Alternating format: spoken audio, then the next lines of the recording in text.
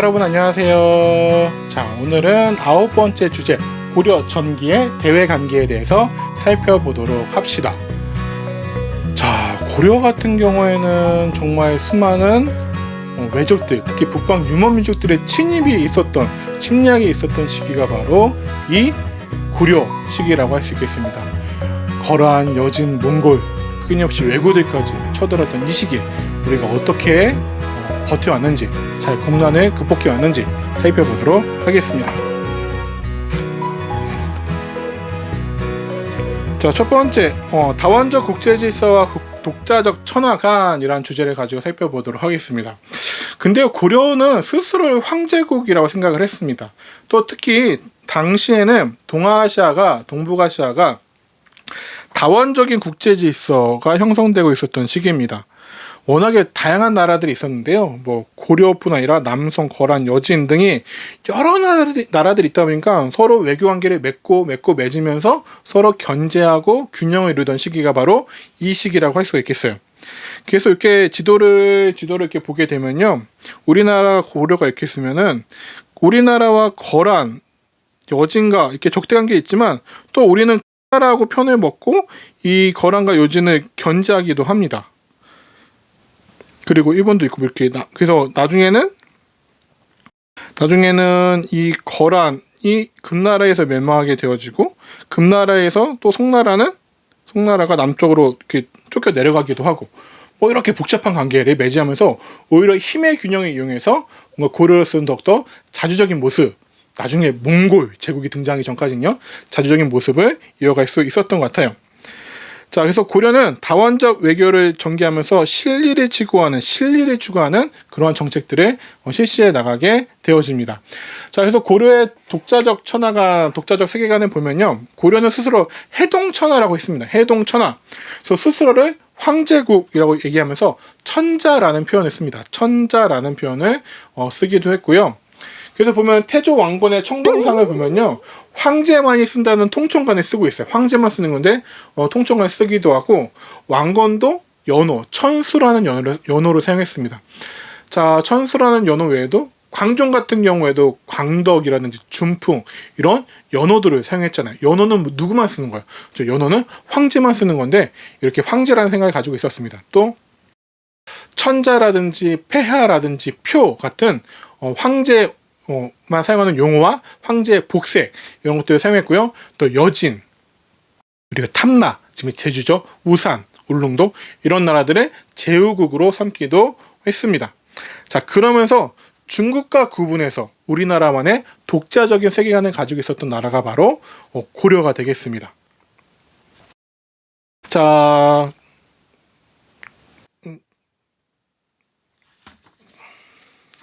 그러면 이제 송나라하고 관계를 좀 보도록 하겠습니다. 자, 송나라의 관계를 보면요, 자, 송과의 관계는, 송이 중국의 나라이긴 하지만 뭔가 갑의 입장은 아니었던 것 같아요. 고려도 송나라에 상대하면서 뭔가 실리를 취할 때는 취하고, 송나라가 요청하는 것들, 특히 송나라가 워낙에 문신을 우대하는 정책을 펼치면서 위에 있었던 유목민족이었던 거란이라든지 여진이라든지 서하 이런 나라들한테 끊임없이 시달림을 당하거든요. 그 과정한테 고려한테 우리 군사적으로 동맹 맺어서 같이 하자라는 요청을 몇 번을 거쳐서 해요. 하지만 고려가 자기에게 도움이 안 될 것 같을 때는, 우리에게 도움이 안 될 것 같을 때는 송나라한테 너 안 돼, 싫어, 괜찮아, 우리 괜히 너희랑 송나라하고 친하게 지내고 싶긴 하지만 너희랑 친하게 지내느냐고 우리나라가 위험하게 할 수는 없어. 군사적인 협조는 노라고 이렇게 자기의 의견을 확실하게 표명하는 그러한 관계를 갖게 되어집니다. 그래서 고려는 송의 문물을 받아들여서 정치, 경제, 사회, 문화 이런 욕구를 충족하게 되어지고요. 그래서 송의 인쇄소를 받아들여서 우리나라의 또 대표적인 그러한 문화재인 대장경을 만들기도 하고요. 또 송의 자기기술을 받아들여서 우리가 너무나도 유명하게 알고 있는 또 고려청자 이런 것들을 발전시키기도 합니다. 자, 그러면서 발해를 멸망시킨 거란을 견제하기 위해서 송나라를 이용하기도 하고, 또 송이 거란과 여진에 맞서서 군사협조했을 때는 괜히 우리나라가 위험해질 수 있으니까 죄송합니다. 아까 얘기했던 것처럼 뭔가 요청한 군사 협조를 거절하기도 하는 등 독자적인 행보들을 다 하게 되어집니다.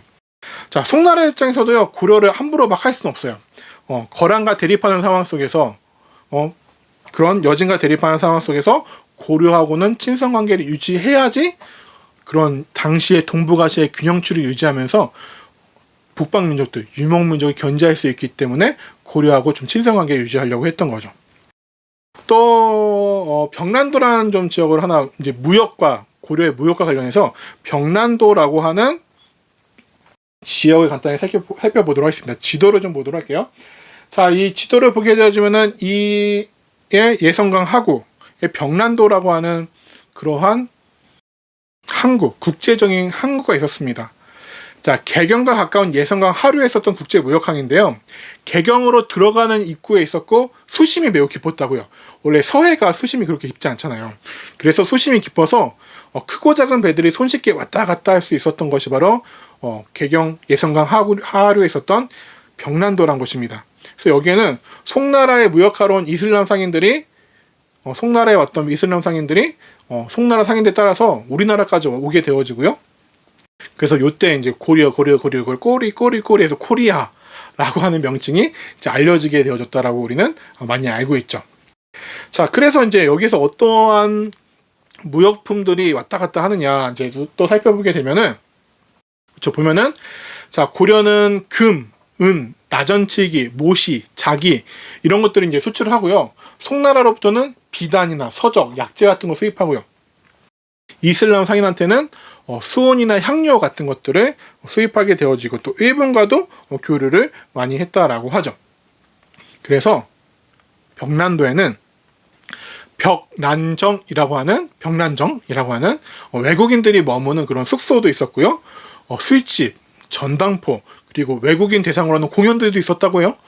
그리고 또 이슬람인들의 종교가 뭡니까? 무슬림이라 불리는 그들 아라비아인들의 종교는 이슬람교죠. 이슬람교.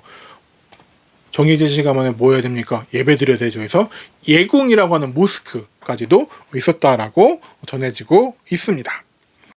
자, 이렇게 송과의 관계 좀 살펴봤고요. 무역까지도 살펴봤습니다. 그럼 세 번째, 거란과의 관계를 보도록 하겠습니다. 자, 거란, 여진, 몽골 같은 이런 나라들, 유목민족들 또는 북방민족이라고 합니다. 넓은 그 초원에서 만주나 몽골 이런 초원에서 유목생활하는 민족들인데요. 유목생활하는 부족들 자체는 이 민족 안에서도 여러 부족으로 나눠져서 이제 쪼개져 있기 때문에 그게 큰 힘을 발휘하지는 못해요. 나눠져 있다 보니까. 근데 가끔씩 한 부족에서 걸출한 인물이 등장해가지고 이 민족을 다 통합하게 되어지면 어마어마한 힘을 발휘해요. 왜냐하면 이들의 개개인의 전투력은 장난이 아니거든요. 어렸을 때부터 말 타고 다니면서 유목생활을 했기 때문에 개개인의 전투력은 상당한데 이게 하나로 잘 통합이 안 되기 때문에 큰 힘을 발휘하지 못하는데 뛰어난 지도자가 나타나가지고 이 민족을 하나로 통합하게 되면 어마어마한 힘을 발휘하게 되는 거죠. 그 대표적인 인물이 누가 있어요? 그렇죠? 몽골의 칭기스칸이 되는 거죠. 그 앞선 시간에도 바로 거란에도 야유라복이라는 인물이 등장해가지고 거란 부족을 통일하게 되어집니다. 또 워낙에 거란은 또 고려와 사이가 안 좋았죠. 고려의 북친 정책 그리고 거란의 친선 요구를 거절했잖아요. 그래서 태종왕고는 만부교 사건, 그래서 거란이 보내왔던 낙타 50마리를 굶어 죽이기까지 하는 일도 있었고요. 자, 그런 과정 중에 거란이 힘을 점점 좀 키우고 이제 중국 전체를 중국 중원 지역을 지배하고 있었던 송나라하고 전쟁을 벌이려고 해요. 근데 송을 공격하기 앞서서 송을 공격하면은 송나라하고 친하게 지내는 고려가 뒤쪽에서 왠지 송나라를 도와줄 것 같단 말이에요. 그러니까 송을 치기 전에는 고려를 먼저 해결하는 것이 급선무라고 생각을 했던 것 같아요. 자, 그래서 송나라를 공격하기에 앞서서 이 후방을 안정시키기 위해서 고려를 먼저 침입해 옵니다. 자, 몇 번 침입해 와요? 네, 3번이나 침입해 옵니다. 자, 첫 번째 침입은 바로 993년의 1차 침입. 자, 이때 활약했던 인물이 누가 있습니까? 우리가 너무나도 잘 알고 있는 세치어로 땅을 얻어왔다, 강동육지를 얻어온 바로 이 서희라는 인물이 활약했던 시기가 바로 이 거란의 1차 침입이 되어지겠습니다. 거란이 막 쳐들어옵니다. 그러자 신하들 고려의 이제 조정에서는 회의가 열리는데 모든 신하들이 이제 벌벌 떨면서 땅 떼어주고선 그냥 화친을 맺자라고 얘기를 하는데 서희 혼자만 반대를 했다고 하죠. 아니다.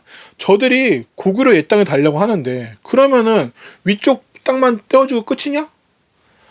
아니 고구려 땅은 한강 이북까지 엄청나게 넓었는데 그럼 한강 이북 다 떼줄 거야 나중에? 나중에 A를 달라고 하면 A를 달라고 해서 A를 주면 B를 달라고 할 것이고 B를 주면 C를 달라고 할 텐데 그거 다 들어줄 수 있는 거 아니잖아요. 그러니까 땅을 떼어주면서 화친을 들어주면 계속해서 더 무리한 요구를 할 수 있으니까 안 된다. 자 그럼 내가 단판을 맺겠다 해서 서희가 거란의 장소였던 소선영과 단판을 하러 가죠. 그래서 어떤 이야기들이 전해지겠습니까? 소선영이 얘기를 하죠. 소선영, 자 너희는 신라 땅에서 일어났고 우리는 고구려 땅에서 일어났기 때문에 고구려 옛 땅은 다 우리 거다 내놔라 하자 서희가 뭐라고 합니까? 아니다. 고구려 이름부터 봐라. 우리가 고구려를 계승한 나라 아니냐. 이름부터가 심상치 않다. 고구려. 그리고 우리는 서경, 평양의 수도를 정하지 않았느냐. 그쵸? 고려의 수도는 개경이긴 하지만 서경도 제2의 수도라고 해가지고 태조 왕건도 훈요 10조에서 서경을 중요시 여기라고 하면서 왕이 1년에 100일 이상 꼭 서경에 가 있으라고 했죠. 그만큼 수도라고 여겼던 거예요. 그리고 또 서경에 이건 좀 깊은 내용이긴 하지만 분사제도라고 해서 서경에도 또 그런 또 조정 비슷한 정부 같은 게 또 있었어요. 자 거기까지는 알 필요 없겠고요. 자 그래서 소선영이 이제 할 말이 없었는지 그 다음에 이제 야 너네는 우리나라랑 가까이 있는데 왜 우리나라랑 친하게 지내지 않고 저기 바다 건너에는 송나라랑 친하게 지내는 거야? 라고 하자 서희가 뭐라고 했습니까? 아 우리가 너희랑 친하게 지내고 싶지 않아서 그러는 게 아니야. 너네랑 친하게 지내고 싶은데 요 길에 여진족의 길을 막고 있어서 우리가 갈래야 갈 수가 없어. 여진족 얘네들 얼마나 땡땡땡한지 알지? 그러니까 아니 그러면 니네가 이렇게 딱 니네랑 갈 수 있는 통로를 주든지 땅을 내어주든지 해결을 해주든지 라고 했던 거죠. 그렇게 해주면 우리가 너네랑 통교하고 송나라랑 외교관계 딱 끊어버릴게 라고 얘기를 합니다. 자 그렇게 해서 얻어온 땅 그래? 그러면은 그렇게 왔다 갔다 할 수 있는 땅을 줄게 라고 해서 얻어온 땅이 어딥니까? 바로 강동 6주가 되는 거죠. 이 강동 6주를 그렇게 해서 얻어오게 되어집니다. 강동 쪽에 있는 6개의 이제 고을 땅을 얻어오게 되어지죠.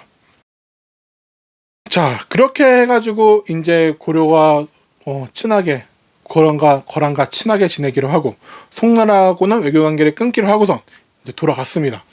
자 근데 고려가 계속해서 송나라랑 친하게 지내요. 거란한테도 잘 지내기로 하고선 거란한테 잘 안 해요. 그러니까 또 쳐들어옵니다. 두 번째는 강조의 정변을 구실로 쳐들어오는데 강조의 정변은 뭐냐면요. 강조가 당시에 왕이었던 목종을 쫓아내고선 현종을 왕위로 즉위시켜요. 현종을 왕위로 즉위시키는데 그러자 거란이 이 강조가 반란을 일으켜서 우리 거란에 섬기던 목종을 내쫓았으니까 이런 목종을 내쫓은 반란을 일으킨 강조를 우리가 문책해야겠다라는 명분을 가지고선 고려를 쳐들어옵니다. 그래가지고 현종이 막 개경이 함락돼서 막 나주까지 막 도망가고 막 이럽니다. 근데 또 거란의 입장에서는 일방적으로 승리를 한 건 또 아니에요. 왜냐면 40만 대군을 이끌고 쳐들어오는데 양규라는 장소가 지키는 흥화진을 함락시키지 못해가지고 흥화진을 두고서 이렇게 돌아서 이렇게 내려와요.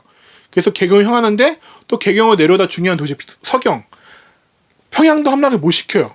그러니까 중요한 거점들은 다 함락도 못 시키고 그냥 피해가지고 개경까지 온 거죠. 그러자 이제 개경에 있던 현종이 나주까지 도망을 갑니다. 자, 그러니까 거란의 입장에서도 조금 불안한 거죠. 왜냐면 뒤에 있는 고려의 군사들이 언제 또 내려올지 모르니까 고려의 군사들이 내려오고 또 밑에서 올라오면은 이렇게 포위당할 수가 있잖아요. 그런 불안한 상황에서 고려가 이제 현종이 나주까지 도망갔다가 화친을 요구합니다. 그러자 거란도 좀 불안한 상황이니까 화친 맺자. 그러면은 너네가 우리한테 잘해야 돼. 송나라랑 친하게 지내지 말고 고려 왕 네가 직접 와가지고 거란에 와가지고 또 인사하고 그렇게 친조라고 하거든요. 인사하고 그래야 돼 라고 약속을 받고 돌아가요. 근데 어떻게 했을까요? 고려는 현종이 나 아파 그래서 니네 나라 못 갈 것 같아서 가지도 않고요. 거란인 강동육주 돌려달라고 하거든요. 그거 돌려주지도 않아요. 그러자 이제 또 세 번째로 쳐들어오게 되어지는 거죠. 근데 2차 침입 때 또 무슨 일이 있게 되냐면요. 또 재밌는 일인지 모르겠는데 현종이 막 도망을 가잖아요. 현종이 도망가다가 여러 가지 수모를 많이 겪어요. 수모를 많이 겪는데 어떤 일들이 있냐면 현종이 도망가는 그 무리에 백성들, 특히 관아에서 일하던 아전들이라고 하는데 관리들이 뭐 현종한테 화를 쏘기도 하고요.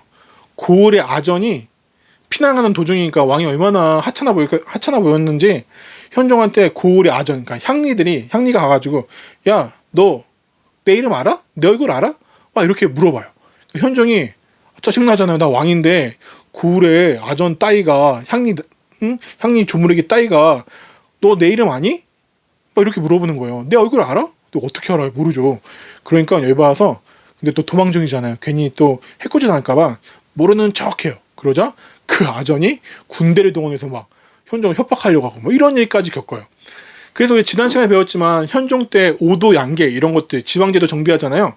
그랬던 이유 중에 하나가 현종이 피난 갔다 와서 좀 열받아서 이 지방에 있는 이것들 뭔가 서열 관리 위계 질서를 깔끔하게 정해야겠어. 이러한 측면도 조금 있었던 것 같아요. 어쨌든 이렇게 해서 2차 침입 마무리되고요. 이제 3차 침입입니다. 자, 1013년에 거란과 고려가 아예 외교관계 끊고 송나라하고 외교관계를 다시 맺으려고 사신을 파견합니다. 그러자 거란이 소배압 장군에 앞세워서 10만 대군이 또 쳐들어오게 되어집니다. 자, 하지만 이 3차 침입 때 우리 또 민족사에 뛰어난 걸출한 전투가 벌어지죠. 바로 귀주대첩입니다. 이 3차 침입 때 강감찬 장군이 강동 6주의 하나였던 귀주에서 바로 이 거란 군대를 몰살시켜 버리게 되어지죠. 그래서 귀주대첩을 하게 되어지고요. 승리를 하게 되어지고요. 자, 그 다음에 천리장성 압록강에서 동해안 영흥 지나서 동해안의 도련포에 이르는 천리장성을 축조하게 됩니다. 그리고 천리장성 두 번째 나왔네요. 첫 번째 천리장성 언제였죠? 네, 맞아요. 고구려 연개소문이 천리장성을 쌓았던 적이 있고, 두 번째 두 개가 위치가 다르다라고 했습니다. 자, 그리고 또 나성을 축조합니다. 나성은 뭐냐면은 수도인 개경 바깥에 방어선 성을 하나 더 쌓는 거예요. 그래서 이제 방어를 좀 튼튼하게 한 거겠죠. 자, 그렇게 하면서도 또 고려는 거란에 사신 보내서 송나라하고 외교관계 끊을 테니까 좀 잘 지내보자 이렇게 합니다. 왜냐면 전쟁이라는 것 자체가 하면 좋을 게 없잖아요. 그래서 근데 거란도 더 이상 고려를 굴복시킬 만한 힘은 없어요. 근데 고려가 또 약간 이렇게 고개 숙이고 들어와 주니까 알았다고 받아줍니다. 그래서 이 이후로 거의 100년 동안의 고려는 평화로운 시절을 유지할 수 있게 되어지죠. 자, 이렇게 해가지고 이제 거란과의 관계는 잘